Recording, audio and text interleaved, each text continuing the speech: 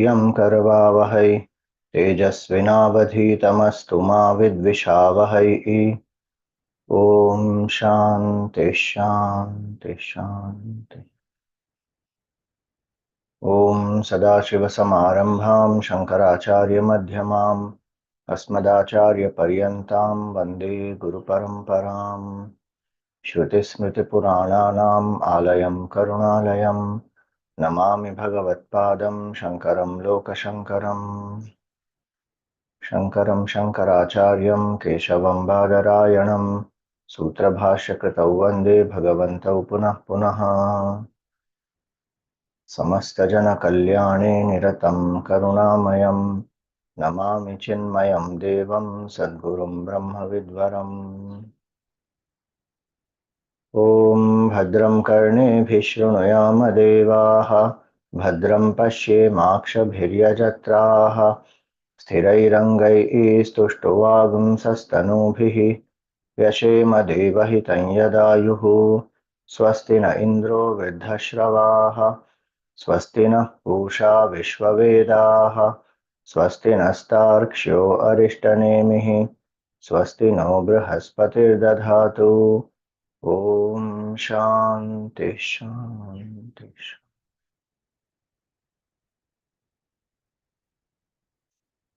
Hari Om, salutations to all. We were seeing about the three states of consciousness in Kaivalya Upanishad, and we saw that in that Arani Manthan, the lower Arani is the Jiva, the upper Arani is Omkar.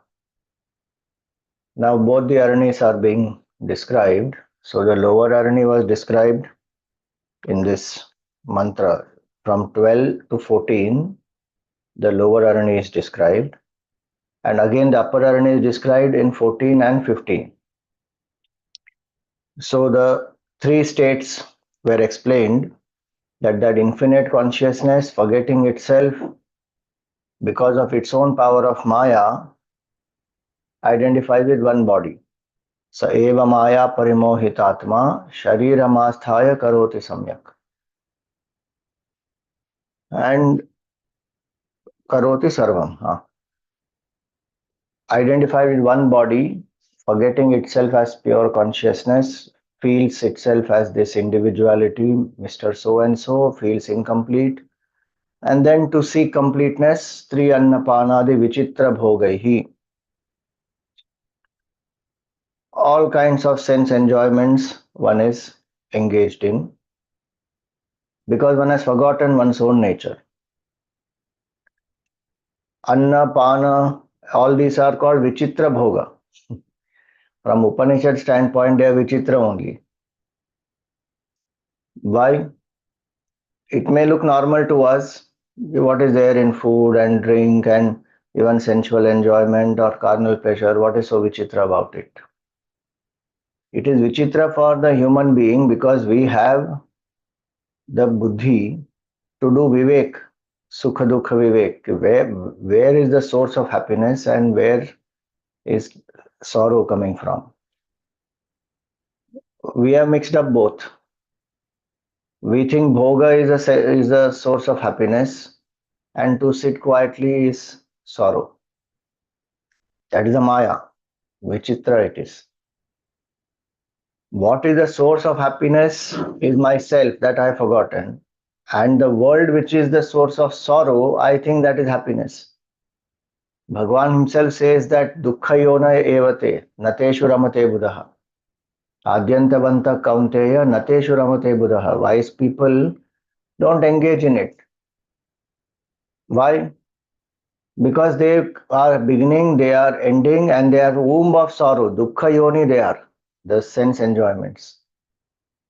Any wise person has said this, not only Krishna Bhagavan. What did Gautam Buddha say? Sarvam dukkham dukkham, sarvam kshanikam kshanikam. He said everything is momentary and it is a source of pain. He even went to the extent of saying every pleasure is pain in disguise. And if we think about it, that is a fact. So Upanishad standpoint is saying leaving our Ananda Swarupa, which is Satchidananda, Brahma, which is infinite consciousness, ever blissful. One is begging for happiness behind temporary paltry so-called pleasures. Vichitra only it is. Eva Maya Parimohitatma. Stri Anna Panadi Vichitra Bhogaihi. Saeva Jagrat Paritriptimeti. And in the Jagrat Avastha, that is where one tries to find full gratification. We saw in detail, so I'm not going into the details of it. The intellect is active, etc. Then Swapne sa Jiva Sukha Dukkha Bhokta. In the Swapna, one becomes the experiencer of enjoyments and sorrow, etc., based on impressions collected in the waking. There is no intellect functioning consciously in the dream state, is only karma phala bhoga one can do. One can't create new karmas there. Swamayaya kalpita jiva loke, and this whole jiva loka is created, meaning the dream world. So Maya here does not mean the Maya of Ishvara there. It is individual's dreaming power. That's what it means here. Projecting power. So the projects the whole dream world. Ishvara's projecting power, this whole Srishti is projected. Jiva's projecting power, dream world is projected. And the third state is Sushupti Kale Sakale Viline. Everything is dormant in this state of deep sleep.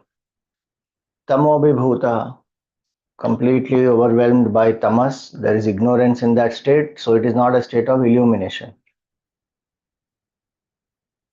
Sukha Rupameti, the person feels happiness because the troublemaker is absent. Mr. So and so, the ego is not there.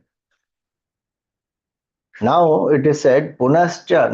Now, if we think about that question, what makes us wake up? How is it that some people pass on in the sleep? What is the guarantee that we will wake up tomorrow? Or whenever we sleep, we will wake up? What is the guarantee? There is no guarantee. Young people can also pass on. That old age only and some physical issue only one had, then the heart stopped pumping, or there was some other challenge and stroke happened, or whatever happened, and then the person passed on. What makes a person wake up is karma only. What all karmas we have brought to exhaust here, till that karma is there, that is prarabdha karma, till that time this body will be alive. The moment that karma is over, finished, that person leaves, just departs. Cause can be anything. That is immaterial actually. A very small incidental reason it can be. The main reason is karma.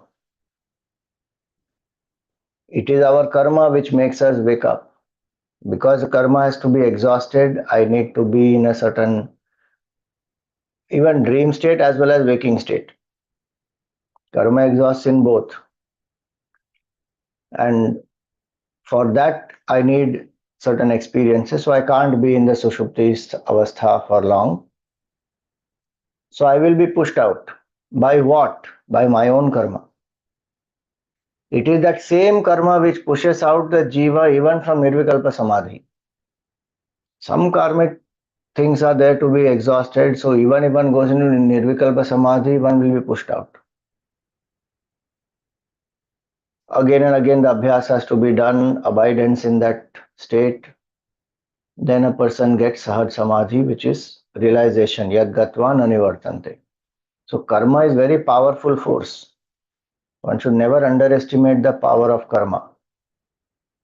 And that's why alertness in action is very important. What I do through my senses, through my mind, through my intellect, through the body, interacting with people, etc. There's a lot of focus required. In the bhav, selflessness, the more selflessness I have, the less karmic bondage I create. And the more I exhaust karma, dedicating to Bhagwan, saying, I am an instrument, Bhagwan is the Karta, I am doing it for Bhagwan, I am not creating new karmic bondage.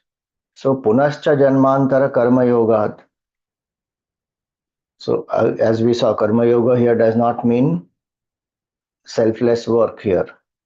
Because of karma, one again comes back. And this Janmantara karma is not only this life plus many, many lives, whatever that entire karmic baggage of mine, that is responsible. Sanchit karma, from there one little part is ready to fructify, that is prarabdha to exhaust which I have come here. So now that prarabdha karma plus whatever I am doing while exhausting the prarabdha, that combination makes a person wake up. Even the most laziest person, when one knows that I have to catch a flight, one sleeps that way or not, thinking that no, I have to catch a flight. So wakes up, early morning flight, 5 o'clock flight, I have to report at the airport by 3 o'clock, 3:30, let us say. One gets up. Why? There's a desire. Same way, our vasanas, our desires, they push. Vasanas manifest as desires in the intellect, thoughts and emotions in the mind, action at the body level. They will push. Punascha Janmantara Karma Yoga. Sa eva jiva, that very jiva, swapiti prabuddha. Now again these two words. See, this is why Upanishad has to be studied properly. If we just read by ourselves, we will get confused. In the parampara, through the Guru Shishya parampara, when it is understood properly, that makes a lot of difference. So word swapiti here does not mean sleep, and prabuddha does not mean enlightened. The word swapiti here means dream state, and prabuddha here means waking state. So from that deep sleep, because of the karma, the person is pushed out and again comes to waking, then to comes to dream and then to deep sleep, then to waking. So deep sleep to dream to waking. Gradually one comes out. Sometimes it may happen from deep sleep, one suddenly wakes up. That's why sometimes when disoriented, one doesn't know what happened. In general, one will follow this process of waking to dream to deep sleep. However small the dream factor may be, in general, that is what the jiva will go through because it's a slow process of withdrawal. Sometimes it can happen from dream also one comes to waking, from deep sleep also one comes to waking, from waking one goes to deep sleep. All kinds of possibilities are there. But in general, waking to dream to deep sleep to dream to waking. We may or may not remember our dreams, doesn't matter. Anyway, we are trying to forget this I am this individuality. That has to be dropped. Now, where is the question of remembering dreams? So these three. Now, Upanishad says Saeva Jivahat, means the same Jiva is going through three states. Just the role is different. Like the same person, let us say, right now I am in Mumbai. Maybe after some time I go to Nagpur. Then after that I go to Delhi. Then from there I again come back to Mumbai. Now the place is different, experiences are different, people are different, but who is same?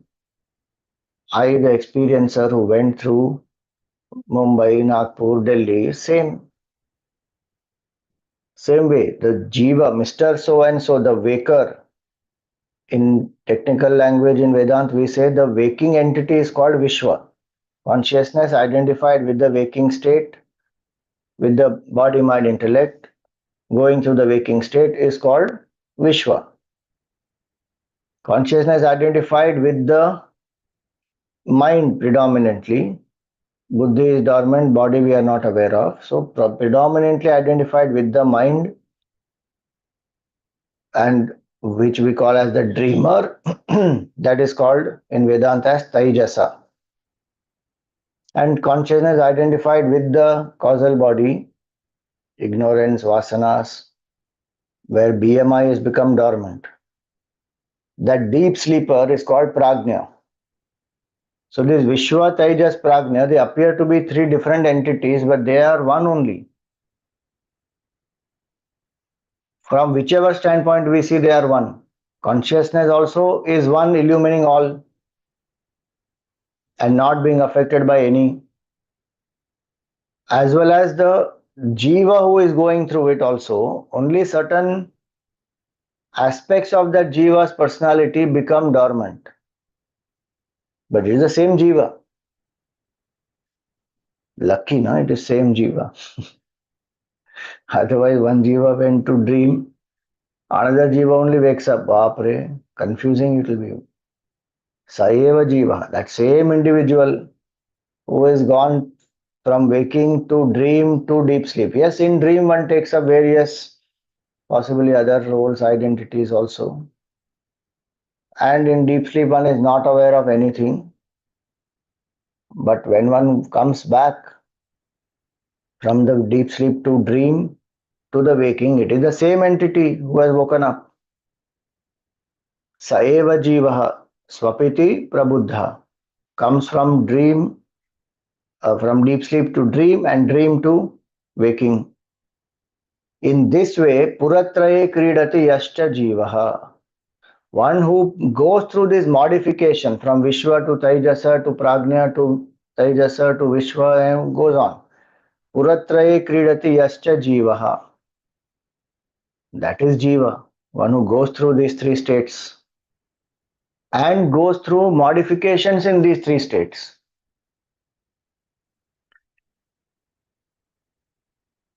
Consciousness doesn't go through any modification, it illumines. It is not even aware, not even affected, not aware. It's not even affected by the three states.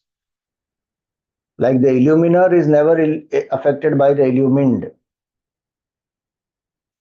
This tube light which is there, right now Vedanta class is going on, it is illumining that. After some time this class will end, maybe some discussion will start, it will illumine that. After some time nobody will be there here, it will illumine that also. What difference does it make to the tube light? Of course, example there has a limitation because tube light is jada vastu, but consciousness is not jada. It is infinite, it is illumining, it is chetan. Yet it is unaffected by anything. Waking, dream, deep sleep, they keep coming, it will illumine waking, dream and deep sleep. Whatever it is, it will illumine. So the idea here is to understand this. Puratraye kridati, one who goes through the three states. Who goes through three states? Jiva. Consciousness doesn't go through three states. In consciousness, there are no three states. Three states, if they are there, they belong to the jiva. Consciousness doesn't identify with any of the three states. It is asanga, alipta, it is detached and unaffected. So puratraye kridati.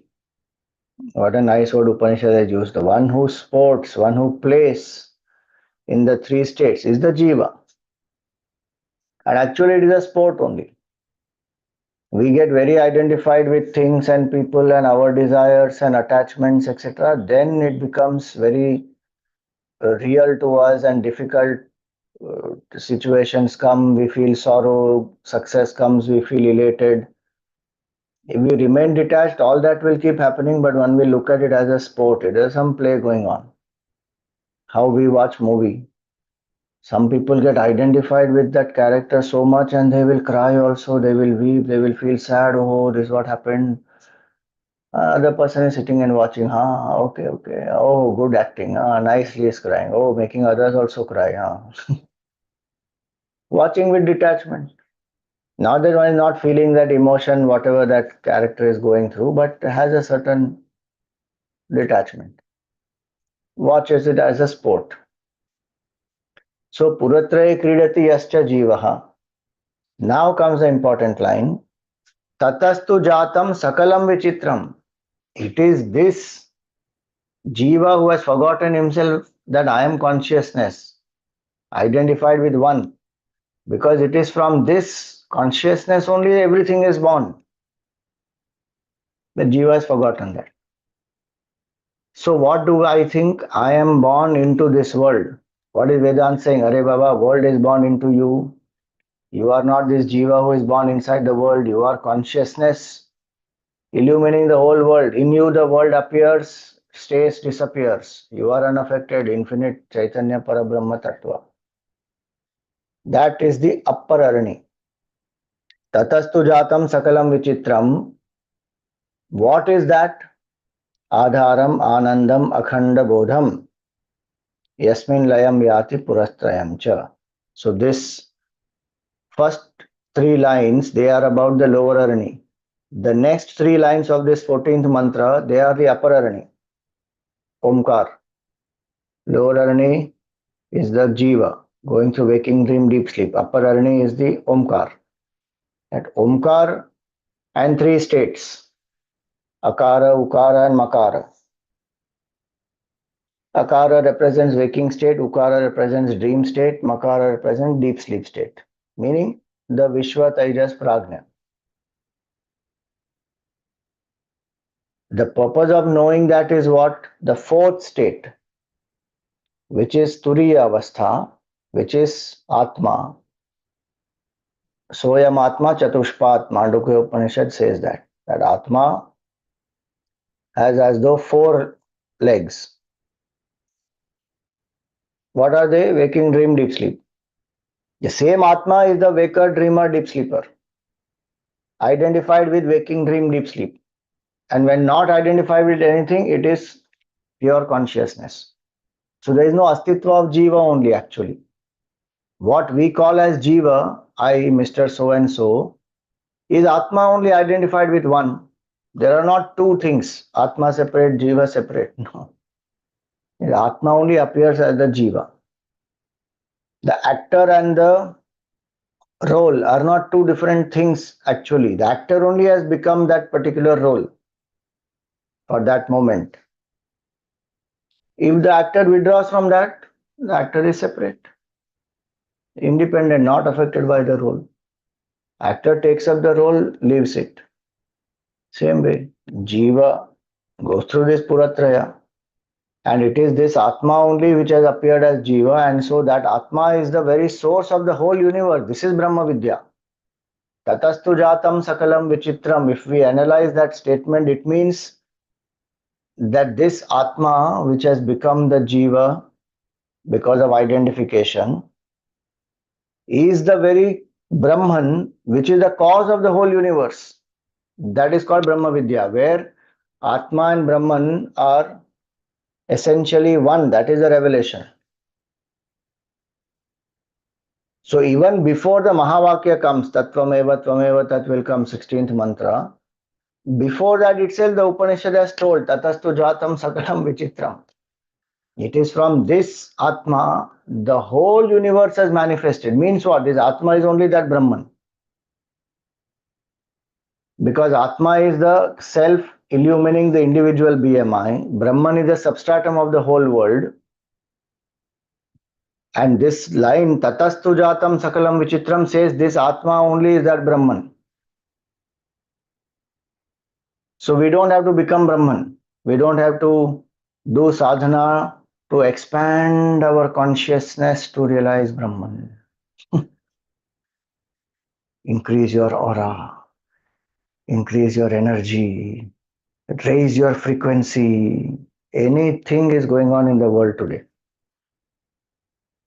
You want to increase the aura, you increase. You want to raise your frequency, you increase. Whatever you want to do, you do. Don't call that as realization. Don't think that is Brahman. By increasing my frequency, I will vibrate at a certain frequency, then I will realize Omkar. Nothing will happen like that. I am already Brahman. I have to only recognize that. For that, yes, a pure mind is required. So do sadhana, do japa, do karma yoga, all that. That will automatically anyway raise your frequency. But the point is what? Point is God is not some energy. Consciousness is not some frequency. God is changeless, infinite Brahman, beyond all frequencies. So if you vibrate at this particular level, And that is good at matter level, and that will have some impact, there's no doubt. But it is the truth is beyond that. Truth is not some frequency. Because today that has become very common. God is energy, God is power, God is this frequency, God is some spot in the brain, ram ram. Anything. So, and God is one, Atma is the Amsha of Paramatma. Arey, what Atma is Amsha Paramatma? Atma is Paramatma. Appearing with one equipment, that's all. There's only identification.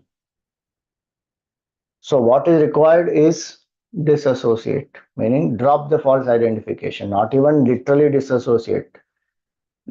Just drop the identification in the buddhi, because in the buddhi there is false identification. In the buddhi I have to drop it. That's why earlier it was said tyage naike amritatva manashu. Only through tyaga this will happen. So this tatastu jatam sakalam vichitram is a fantastic line. From that very source, which is Brahman, the whole universe came, and I am that source, which is, I have forgotten that. So I am thinking I am this one jiva going through three states and going from one body to another.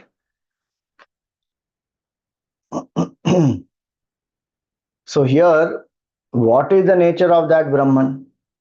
One disciple went to the Zen master and he asked the Zen master, from where did this world come?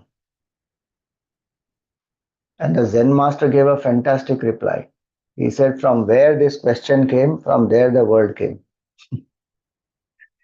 Superb answer is.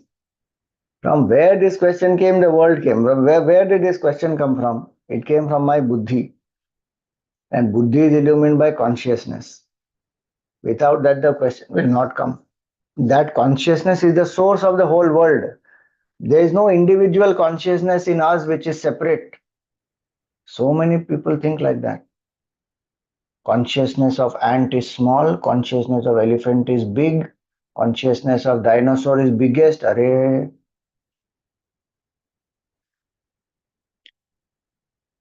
If one thinks of all that, there is such confusion. How is consciousness limited by the size of the body? No, it has to illumine, no. So in ant, body is small, so illumination is very small. Array, this is not some bulb, 10 watt, 40 watt, 60 watt, sodium vapor, halogen. Array, how much confusion the mind goes through. And that all kinds of mata or all kinds of opinions also are there about all this. Size of consciousness, that is which is changeless. What size it will have? That's why Upanishad clarifies, saying Adharam, it is the substratum of the whole universe. It is the base, the changeless base on which the whole change keeps happening. The perception of change can happen only when there is changeless. That is the Adharam. This now the upper Arani is being described. Lower Arani described three states, Jiva, and that Jiva only in its true nature is this Omkar, upper Arani. And what is that Omkar? What is that upper Arani? Now is described. That it is not individual consciousness in each one separate. No. It is Adharam. It is the very source, the support, and which can remain without the creation, but creation can't be without it. That is Adhar. If you remove the Adhar, the Adheya will collapse because Adhar is not there. Just a limited example if we give, if the foundation is removed, the whole building will collapse. Or if we say the stage, if somebody, let's just say, again a limited example, if somebody is dancing on the carpet, now you pull the carpet, that person will fall. Why? Because carpet was the base on which this person was doing the dance. Adhara, if you remove, Adhe does not remain only. In those examples, it just gets destroyed. But the point to understand is, if consciousness is not there, there is no experience only possible. There is no world, there is no srishti, nothing. The wave has no independent existence. If the ocean is not there, let us say even water. So water is not there. What is wave? There is no wave. It's not that the wave will collapse. There is no wave. If water is only removed completely, there is no wave at all. Because wave has no independent existence. It is ocean in one small boundary, that is wave. Water in a specific form is called wave, as the totality is called ocean. If you remove water, no ocean, no wave. Adhara is like that, consciousness. In each of us, what is the base, substratum, without which I can't be who I am? As a person, yes, we may say the vasanas and qualities and this and that makes me who I am. But the truth is that which illumines even these vasanas, etc., because of which they are able to function. This BMI can function because of that. That is the Adhar. Adharam. And what is that Adhar? Anandam. It is the very nature of bliss. So if we just want to understand as comparisons, sometimes we use the words interchangeably also, but just for our clarity, when we enjoy at the physical level certain sense objects, what we get is called pleasure. Eat some nice rasgulla, some spicy food, some chaat, some South Indian food, whatever it is. Listen to some nice music, watch some movie. Pleasure. When we have certain emotional gratification, someone whom we love, we meet them and we spend such good time, and after long we spend so much time together, and emotionally one feels satisfied. That is called joy. Then intellectually, when one achieves a certain goal, there is a certain success, there is adrenaline rush, and hey, success, I've achieved all that, dopamine, oxytocin, this, that, all is released. One kick, one high one gets. Then what is that? Happiness. Now, all the three are conditional. Pleasure depends on objects, joy depends on people, happiness depends on situations, achievements, but bliss independent. None of the three are there. Objects, people, situations, achievements, none of this is there in deep sleep, but I still feel happy. That is bliss. Just to distinguish, otherwise one can use interchangeably, understanding the context. But just to understand that Ananda is independent. It does not depend on any of this, because my Swarupa is Anand, because there is only one infinite truth. And in infinity there is no limitation. Ananta is Ananda. In Taittiriya Upanishad it comes Satyam Jnanam Anantam Brahma. The nature of Brahman is truth, consciousness and infinity, which is equal to Sat Chit Anand. So Ananda and Ananta, they are same. There is no duality, there is no cause of sorrow. Infinity is blissful.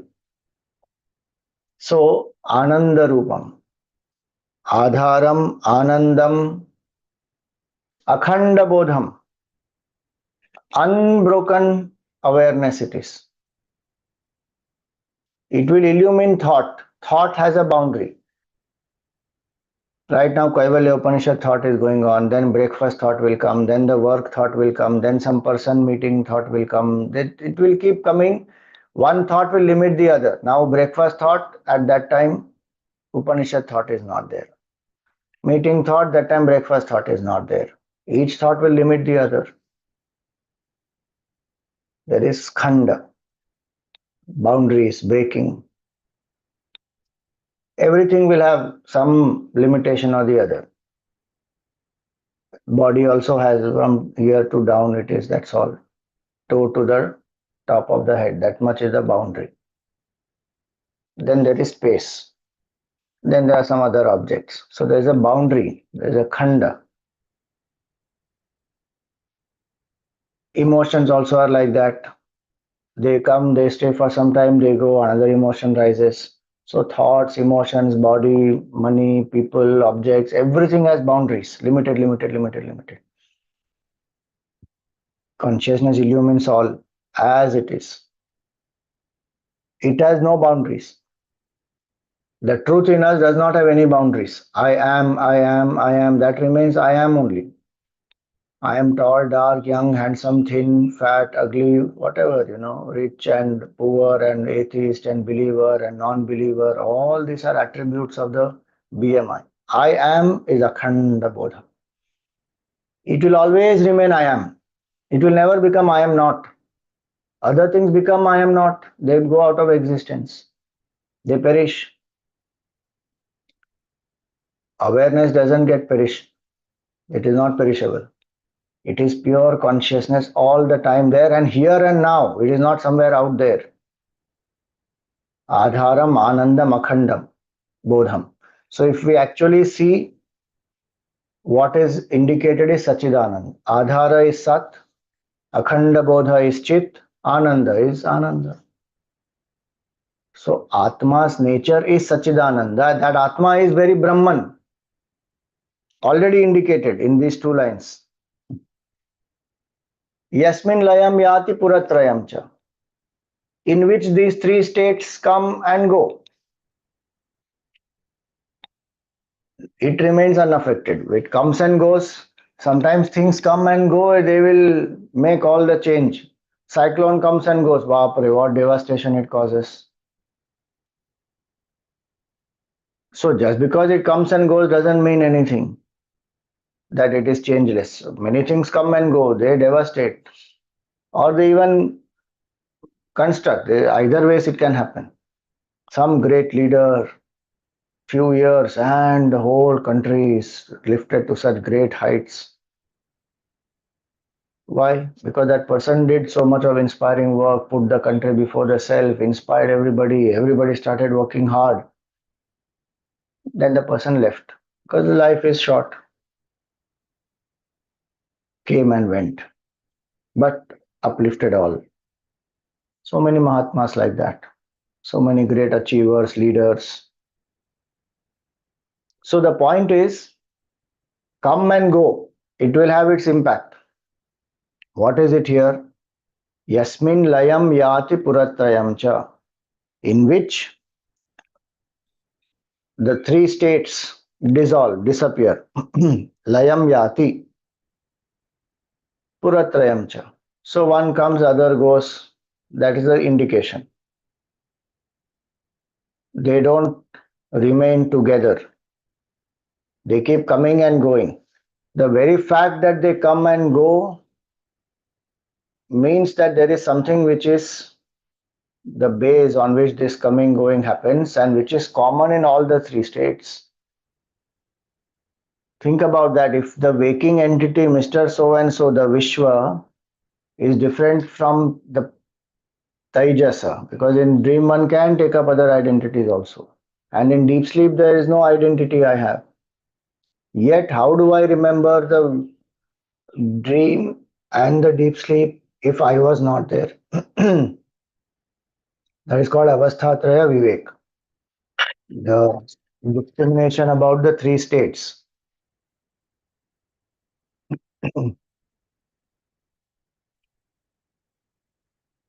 The three states come and go, but there is something that is common in all the three, which illumines all the three.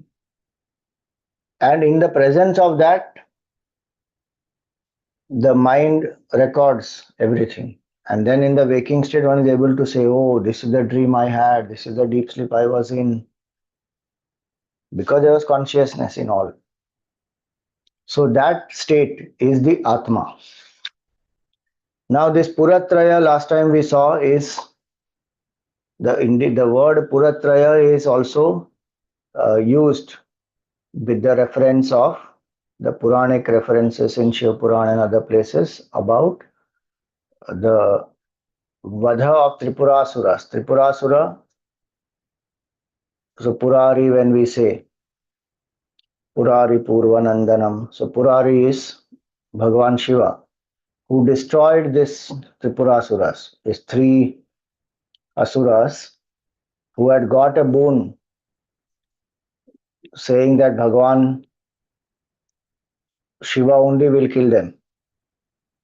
Only Bhagavan Shiva can kill them, and only when they come in alignment, because each of them created one city and they used to move around. One is copper city, one is silver city, and one is some gold city like that they created, and then they were moving around, and then they started creating trouble for a lot of people. And Bhagavan has to kill them only when they align. They will align once in 1,000 years only. And a beautiful grand description comes in the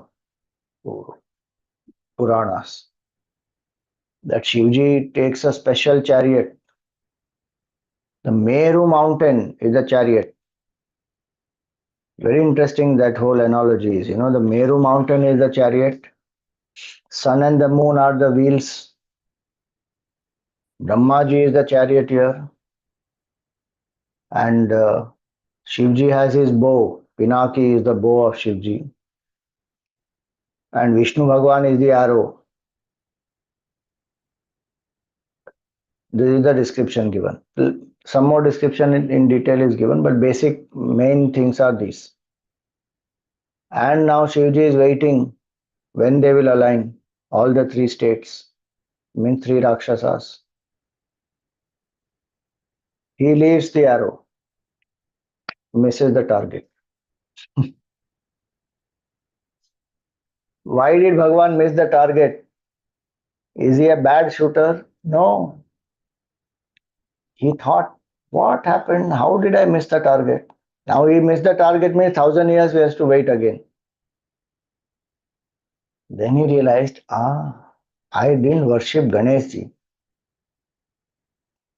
He himself has told, before all auspicious things, all undertakings you start, you have to worship Ganeshji.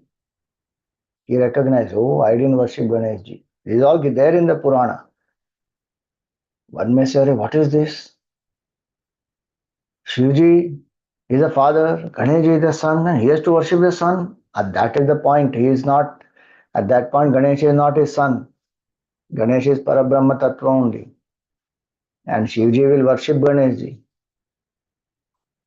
So he does worship Ganeshji. Very weird things it will be if we don't understand this.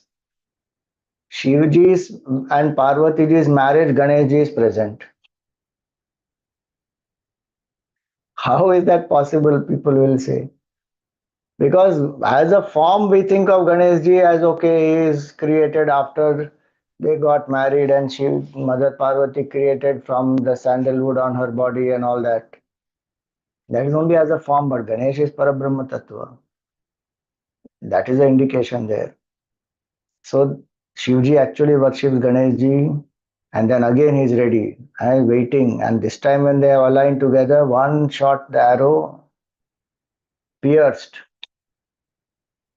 destroyed Tripurasuras. Now that is a story. But what does it indicate? It is a full depiction of meditation. The act of contemplation, actually. Meditation is a state. Full, complete depiction of contemplation. How? So Meru mountain is a chariot. So what is the chariot? Body is our chariot. Now that body has to be like the mountain. When one sits to meditate, if you see actually when we sit to meditate also, we are like a mountain only. The base is broad, the head is on the top, it is like a mountain. And how is a mountain? Mountain is achalam sthiraha. Words used in the Gita. That one should sit achalam sthiraha. Achalam meaning from the base, no movement. And from the top also. Otherwise, some people keep shaking like this, like this. No movement at the base, no movement at the top. Fully motionless. Achalam sthira. So sit for contemplation like that. Then what are the wheels of the chariot? Sun and the moon. What do sun and moon symbolize? They symbolize our mind and the intellect. Manaso Devata Chandrama, and Surya is for the buddhi. We say Dhiyo Yona Prachodayat. So they symbolize mind and intellect. Now both these wheels are required to move forward. Right knowledge and right feeling is required if I have to contemplate properly. Otherwise, this will not happen. This will not work. If the chariot does not have proper wheels, it will not be able to move. If one wheel is there, the other is not there, then the chariot is tilted. It can't again move. So, mind and intellect both are required. That we saw even in Kaivalya Upanishad, it came before, no? Shraddha, Bhakti. Shraddha is intellectual quality, Bhakti is emotional quality. Both are required. Then Dhyana Yoga Davaihi. Through Dhyana Yoga, I will know the truth. So, harmony of mind and intellect is required. Karma Yoga, Upasana will bring that harmony. Now, the body, mind, intellect are in harmony. One sits to meditate, then there is no conflict. The wandering of the mind and all that doesn't happen. One is sitting quietly. And what is one to do? All the three will come in alignment when this waking dream, deep sleep, the ego comes into alignment in that state of samadhi, that way. In the sense, one has transcended the three states. Steady contemplation. Vishnu represents all pervading reality. So if my mind is steadily contemplating that I am that infinite consciousness, I am not the waking dream, deep sleep, I am not the Vishwa Tejas Prajna, that is the arrow. And with this prepared mind and intellect, who is Shivji? Shivji is the Guru who has given us this knowledge. And it is that knowledge that the Guru has given, based on which we contemplate that I am Brahman, I am not this waker, dreamer, deep sleeper, I am not this Jiva at all. And in steady contemplation, when a person gets into the Samadhi Avastha, one comes to as though pierce waking dream, deep sleep, ego. That is a Tripurasura. Keeps going in three states. Now that is killed. A very beautiful symbolism. Puratraye kridati yascha jivaha. That jiva is gone. What has one actually done in this state? One has dropped the false identification. Externally, yes, it is depicted with all this, bow and arrow and shoot and then pierce and destroy and all that. But what has happened in contemplation? One has dropped the identification. I am not this waking dream, deep sleep entity at all. I am not the Jiva. I am Brahman. Tatastu jatam sakalam vichitram, from which the whole creation, which is Vichitra creation, has appeared. Tatastu jatam sakalam vichitram. And what is my nature? So all these pointers which are given, Adharam, Anandam, Akhanda Bodham, they are pointers of of Brahman, of consciousness, of the self. And one contemplates. That is the arrow. Vishnu is that. So Adharam, Anandam, Akhanda Bodham, Yasmin Layam Yati, Puratrayam Cha. Now, if one did not understand this, because some students are subtle, they will understand. Now, one interesting point here to understand is what Gurudev has written in the commentary. This Swapiti and Prabuddha. Now, Swapiti and Prabuddha, what do they indicate? So, one meaning we said is Punascha Janmantara Karma Yogat Saeva Jivaha Swapiti Prabuddha. So at one level, we say that from the waking state, one comes out into dream and deep sleep. Sorry, from the deep sleep, one comes out into dream and waking because of some past karma. Also, it can mean that one is going from body to body, punasta janmantara. Because of karma, one goes body to body, and in that goes through waking, dream, deep sleep, all that. But this Swapiti and Prabuddha, in that meaning, what we just now discussed, we said Swapiti means the dream and Prabuddha here means waking. But technically, Prabuddha means enlightened and Swapiti means sleeping. So, if we take that understanding of Vedant, there are only two states, either you are enlightened or you are deluded.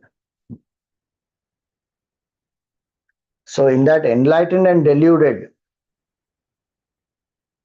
so Swapiti is the deluded state and Prabuddha is the awakened state.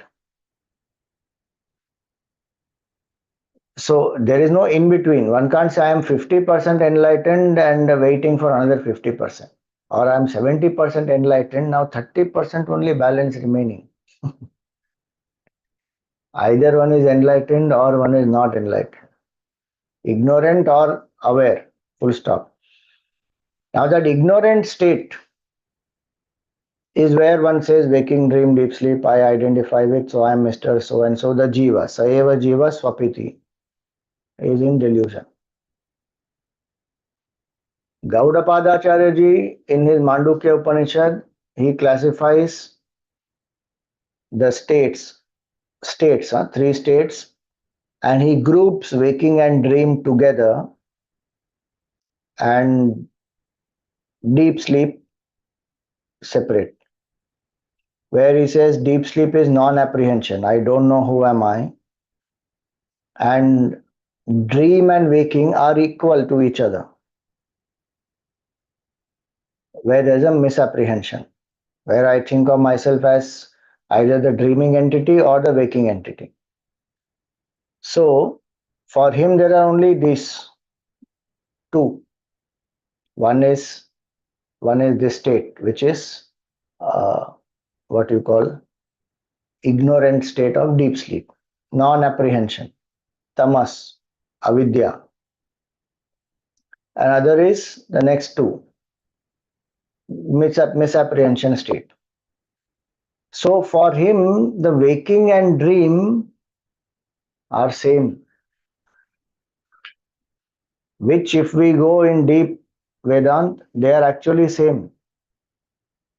But we give more reality to waking because we keep coming back to the same place, same people, same world as though, and then we are interacting.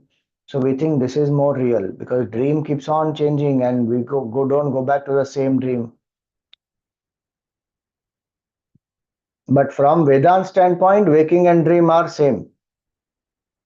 They are the states of misapprehension. So here, that's what it means. That Swapiti indicates all states of delusion. And Prabuddha is a state of waking up. See that. If you see, I don't know, in your book it is 6th paragraph of Gurudev's commentary, you can go through that. The same individualized ego returns to the dream of the waking state. So dream of the waking state, Swapiti Prabuddha. The happy combination of this phrase, though it renders itself to this meaning, has an enchanting suggestion of all of its own. As though dreaming, Swapiti wakes up Prabuddha. This is reminiscent of the great Gaudapada's Karika. According to the author of Mandukya Karika, the infinite truth manifests to play under two conditions. They are non-apprehension of reality, sleep, and misapprehension of reality, waking and dreaming. So that's what classification of Gaudapadacharya is, combining waking and dream as one misapprehension and deep sleep as non-apprehension. Since the perception of the waker and dreamer in their respective worlds of plurality are all misapprehensions of reality, Gaudapada brackets them together and calls them both as dream. Here also the seer of Kaivalya Upanishad, Lord Brahma says, from sleep, prompted and pushed out by compelling urge of the past vasanas, the deep sleeper arrives to reach a delusory realm of pluralistic misconceptions and enjoys therein his own lot in life, either as a waker with his conscious mind or as a dreamer with his subconscious mind. So that Swapiti indicates this. And then Prabuddha, one who has awakened. So in that Swapiti, all the three will come. Or the division is Swapiti is deep sleep and Prabuddha is waking and dream. See, it depends on how we want to understand. The basic point to understand is not technicality in terms of which will classify under what. The basic point to understand is I am Brahman and this Jiva is a false identification of that Brahman with the three states. So I am not the dreamer, the waker, the deep sleeper. I am infinite consciousness from where the whole universe came. So I am not an entity born into this universe. I am consciousness from which the whole universe arises, in which it stays, into which it goes back. Yasmin layam yati puratrayam cha. Tasma tatastu jatam. Jatam is it has been created. It is appearing from this consciousness. And layam yati, into which again it goes back. And which is the adharam also. So Jatam, Adharam, Layam. So Srishti, Sthiti, Laya. All the three are there. That is, consciousness is that in which all this rises, stays and goes back. And it remains unaffected. I am that consciousness. That's the main point to understand. If that I don't understand, then I will get stuck in this. What does Swapiti here mean? Take whichever interpretation, doesn't matter. Point here is to understand that I am that infinite consciousness. And it is that consciousness from which the whole Srishti has come. So 15th mantra also says that Etasmad jayate pranaha manas sarvendriyani cha kham vayur jyotirapaha prithvi vishwasya dharini. Now please remember, Etasmad jayate. Jayate does not mean actually born. It means appears. Whenever we say manifest, appears, created, in Vedanta it only means appearance. It is not real. The snake is not really created from the rope. It was the appearance on the rope. Etasmat jayate. So this consciousness only from that appears what? Prana, mana, indriyani. That is a sukshma sharir. Prana, five pranas. Mana indicates mana, buddhi, chitta, ahankar. Sarvendriyani indicates 10 senses, 5 of knowledge, 5 of action. So that is sukshma sharir. And then kham, vayu, jyotir, apaha, prithvi, vishwasya dharini. All the 5 elements in the same order. Space, air, fire, water, earth. In that order in which it comes. And this is the support of all, meaning the gross tangible world is made from these 5 elements. So the gross world, which is indicated by 5 elements, and the subtle world, which is indicated by prana, mana, sarvendriyani cha, they all appear from consciousness. Which is what? Which is my true nature. When it was said tasmat tatastu jatam sakalam vichitram, that is elaborated here, that etasmat jayate prana. And this mantra comes even in this Mundaka Upanishad. So more about this we will take up in our next class and then take up the Mahavakya. Any questions for today?